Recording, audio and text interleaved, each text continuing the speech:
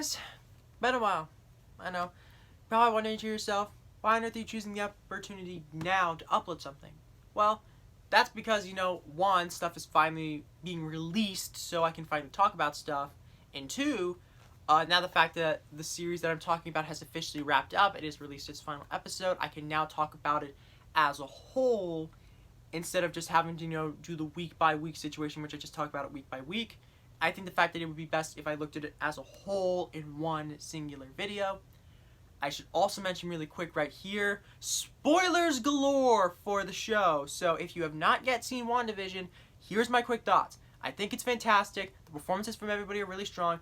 Love how at one moment it's a classic tribute to classic television sitcoms of the past, and the next minute it sort of delves into the typical MCU fare that we've come to expect.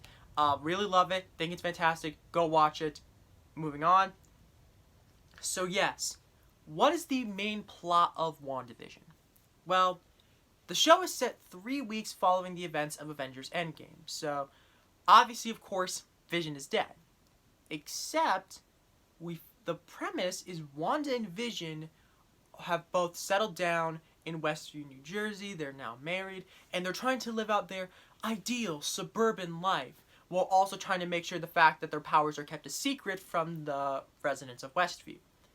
But as time begins to progress, something is amiss. There's something dark and something there's something building. There's something wrong with Westview. And we eventually do find out why.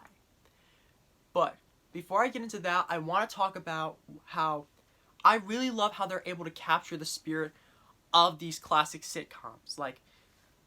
Something that people may not know about me is that I actually have watched a lot of classic sitcoms.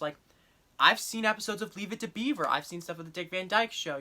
I Love Lucy, Bewitched, the Mary Tyler Moore Show, Full House, Saved by the Bell, Family Matters, Roseanne, Malcolm in the Middle, Modern Family, The Office, all that other stuff. Right. Alf. How could I forget about the most important one of all? Alf. Yes, I did watch a lot of Alf when I was younger, but that's besides the point. But I really love how in each episode they are really able to embody the classic spirit of those sitcoms. I really love how the fact that they're paying tribute to these classic eras of television without, in and of themselves, becoming a parody or mockery of them. They do have laugh tracks throughout the episodes. They actually did film the show in front of a live studio audience for one of their episodes. I believe it was the first one, I believe it was the first episode. But it was still really cool about how they were really going all the way and trying to be able to sort of revel within all these classic sitcom tropes, but without making fun of the actual nature of the tropes, which is really interesting. Another thing I want to mention is that the performances by both Elizabeth Olsen and Paul Bettany are absolutely fantastic. One of the many great things about these Disney Plus shows that are finally releasing now is that we're really able to delve into these characters and some of the more second-tier MCU characters that normally wouldn't have been able to get a movie of their own. Like Falcon and Winter Soldier, Loki's going to be getting his own thing, Hawkeye's going to be getting a series later on. I'm really intrigued to see where all those shows are going, but I'm really interested by the fact that they released this first, because this is not only the first TV series that Marvel will be releasing, but it's also the first part of Phase 4. And it's a big part of Phase 4, but I'm going to get to why in a little bit. Now, the reason being was because initially, when Marvel announced their big Phase 4 slate back in San Diego Comic-Con of 2019, Falcon Winter Soldier was actually going to be the first series that would have been released. It would have been released in fall of 2020, and WandaVision would have been released in the spring. But due to, of course, the current circumstances of the world, Marvel had to shift their entire release schedule around. Since then, they've announced several new projects that are also currently in development, like a Secret Invasion series with Nick Fury, an Ironheart series, an Armor Wars series, the Guardians of the Galaxy Holiday Special, which will be coming out next year, which I cannot wait for that one. But yeah, and because WandaVision was ahead of more or less ahead of schedule than Falcon and the Winter Soldier was, they essentially were you know what, let's just release this first, and then eventually, when the time is right, we'll finish Falcon and Winter Soldier, and then we'll release that. So, really intriguing the fact that they had WandaVision released first. And another thing that I really love is how they're able to take influence from a lot of classic Vision and Wanda storylines. Obviously, of course, one of the more notable ones is the Vision and Scarlet Witch miniseries that came out in the 1980s. There was also the storyline House of M, which deals with Wanda altering reality. And then, probably one of the more cooler influences that they recently took inspiration from was the Tom King run of Vision. Now, if you have not yet read the Tom King run on Vision, I highly recommend that you do so, because it is a really interesting series about how Vision wants to settle down and start his own suburban life with his daughter Virginia, his children Vin and Viv, and their dog Sparky.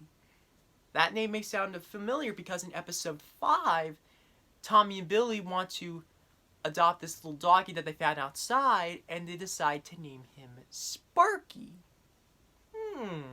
Coincidence? I think not.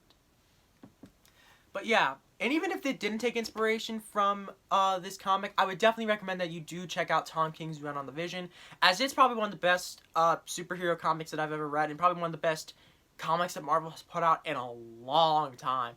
Definitely highly recommended. Check it out. But moving on to the more spoilery things, I really do find it interesting how at first we're led to believe, oh, Wanda stole the body of the Vision and then created this dome around Westview so she could live out her ideal suburban life with this, essentially this corpse, if you will, that she just reanimated like a puppet. But then eventually we find out, no, that's not what happened, because we find out exactly why is it sitcoms? Like, probably what a lot of people are wondering, why on earth are they going with sitcoms? Like, how is Vision even alive again? Like, how is any of this even possible?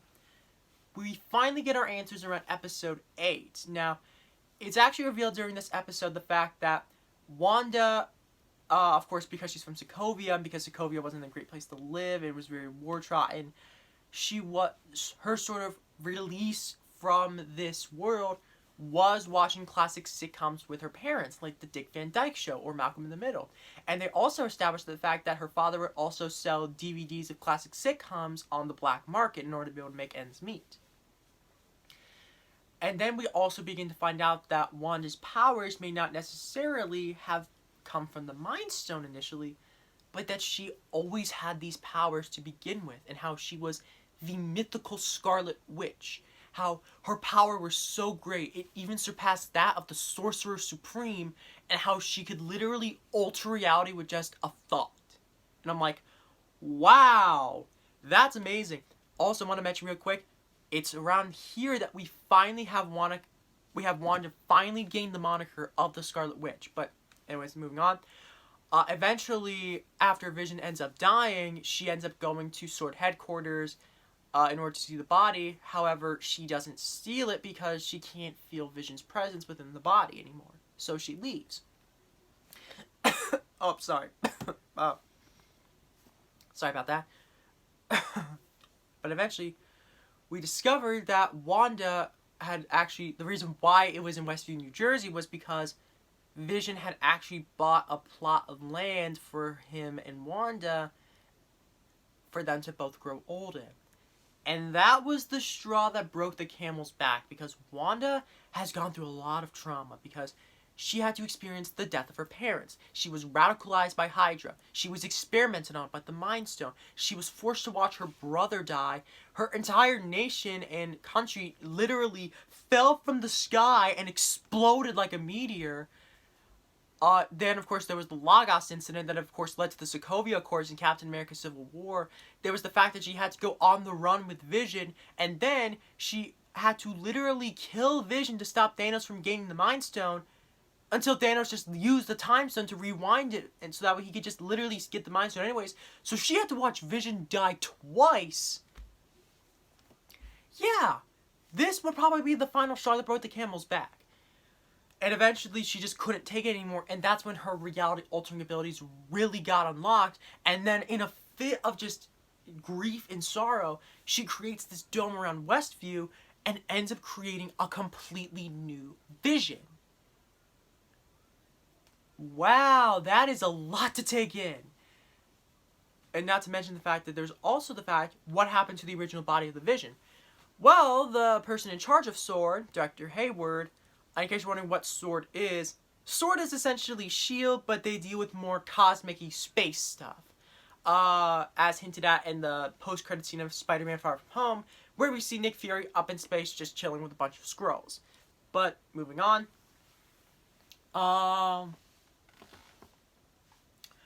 Eventually, oh yeah, that actually reminds me. I should probably talk about, all the other characters that are in this, because WandaVision, of course, aren't the only people who are involved with the show, as we do get a lot of familiar faces. We get to see Randall Park return as Jimmy Woo, which is really great because Randall Park is a fantastic actor, and of course he was great in Ant-Man and the Wasp.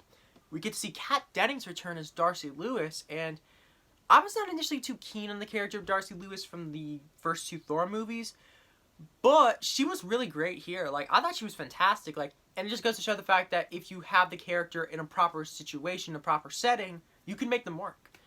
And then, of course, there's Teyonah Parris as Monica Rambeau. She was fantastic in this. I really love how the fact that we get to see sort of the beginnings of Monica Rambeau becoming a superhero now, because she ended up getting trapped in Wanda's reality for a brief moment in time. Then eventually she got freed. Then eventually she ended up going back in order to be able to, help Wanda out. And that's when she sort of begins to gain like these energy, like powers. And then eventually we see her. And eventually this is of course only the beginning, as she is expected to return in Captain Marvel 2, which will not come out for like another year, by the way. So just thought I'd make that clear.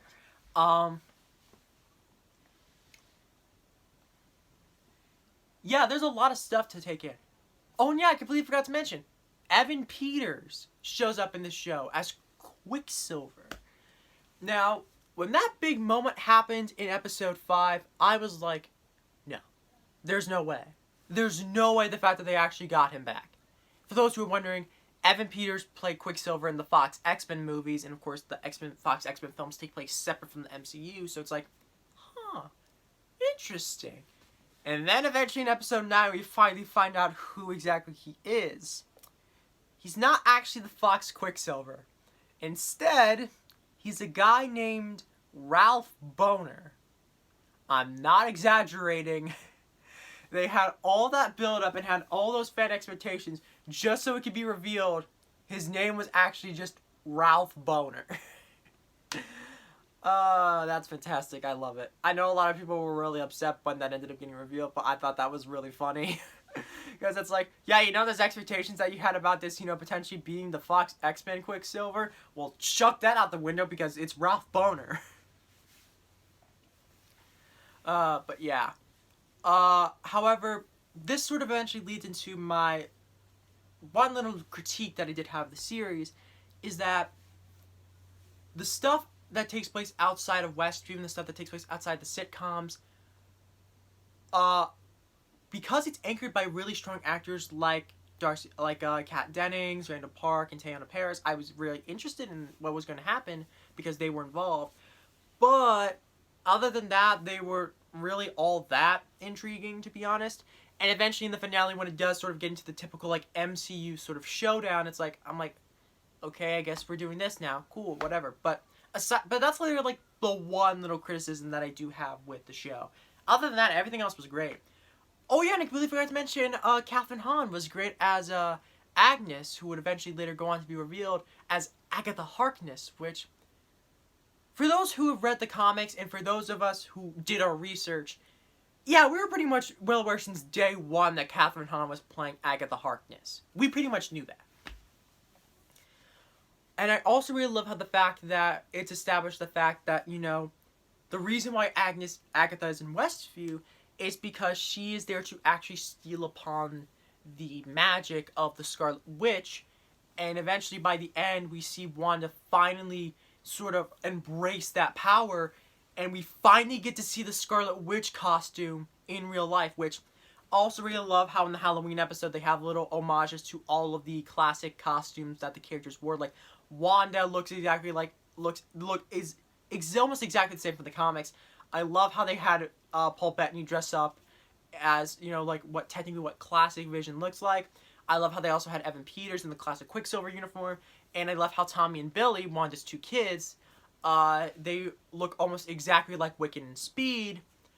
But at this point in time, we realize, oh yeah, those kids aren't real. They're just another byproduct of Wanda's magic. Because how is it the fact that they could go from 1 minute to being just normal babies, then the next minute they're 5 years old, and then the next minute they're 10 years old? It's like Old by M. Night Shyamalan. Before that. Anyways, I'm getting off topic, real. I'm recording this early in the morning, so I apologize if my train of thought is just going all over the place, but this show is just fantastic. I love it. And wow, that finale was quite something, because I love how the fact that technically while Wanda and Agatha are technically, having a big magic battle, they do establish, Hayward lied about Wanda stealing the Vision's body and reconstructed him as White Vision, which is essentially Vision without any of his memories or any of his emotions. He's just nothing more but a weapon for Hayward to use. But eventually, Wanda's Vision and White Vision essentially sort of get into this philosophical debate about the ship of Theseus, and how really neither of them are really even the real Vision. But eventually, Wanda's Vision is able to unlock White Vision's memories of, being the real Vision, and we never see him again. So obviously, he might come back in some way, shape, or form.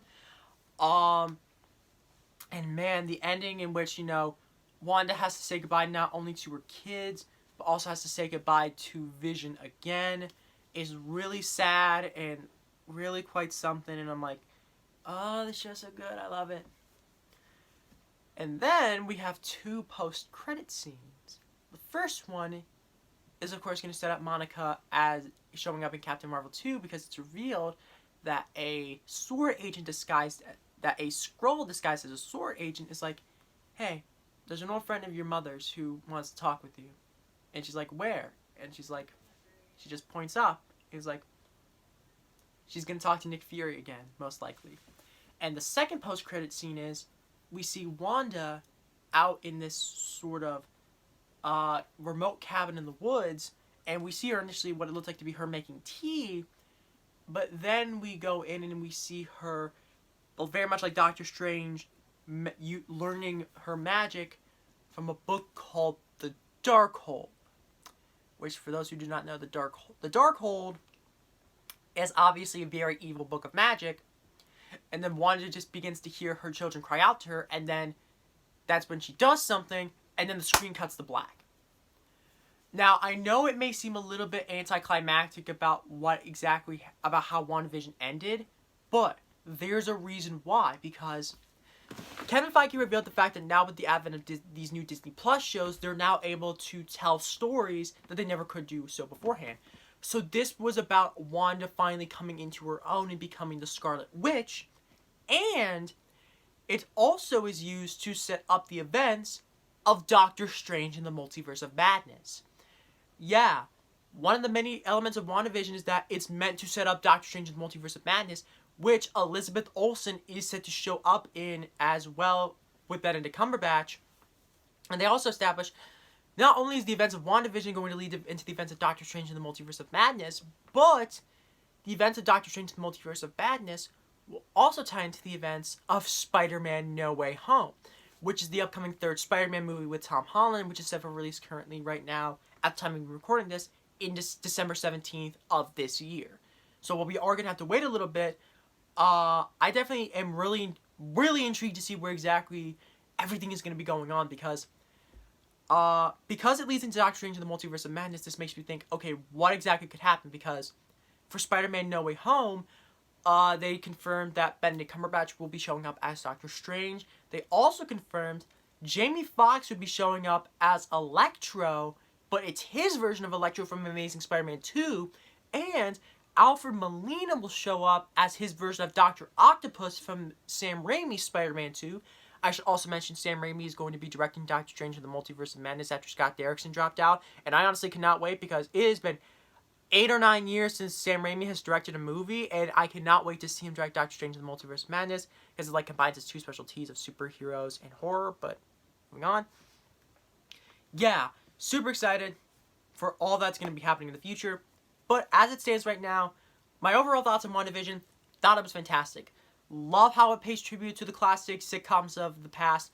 Love the performances from everybody involved, from Elizabeth Olsen to Paul Bettany to Kathryn Hahn to Randall Park to Kat Dennings to Evan Peters to everybody involved. They were all phenomenal.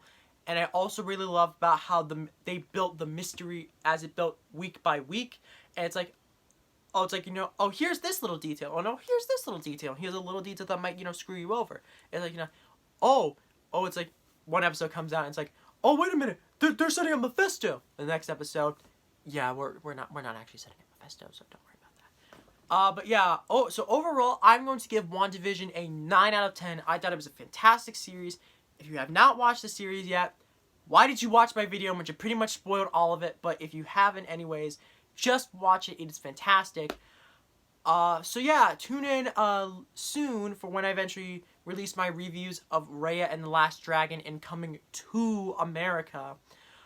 But yeah, so hope you guys enjoyed this video. Just thought I also really quick, I wanted to do something really unique in which I would actually give a shout out to an indie comic that I think a lot of people should know more about. And I figured with the WandaVision review, a lot of people are going to, you know, want to watch this. So I'm going to give a shout out to Kyle Higgins for his brand new book that he's releasing, Radiant Black.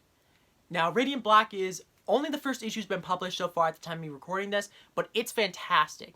If you love traditional superhero stuff like Ultimate Spider-Man or Invincible, and also love stuff like Tokusatsu, which is stuff like Power Rangers, Ultraman, Kamen Rider, the 1970s Toei Spider-Man where he had a giant mech. Yes, that was a thing. You can look it up.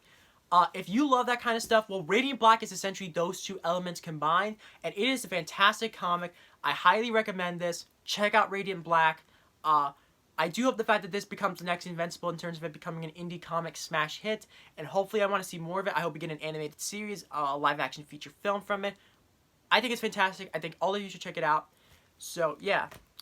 Thank you for watching my video. Make sure to give that like button a hit. Make sure to subscribe and hit the little bell so that we can be able to be notified on all future uploads.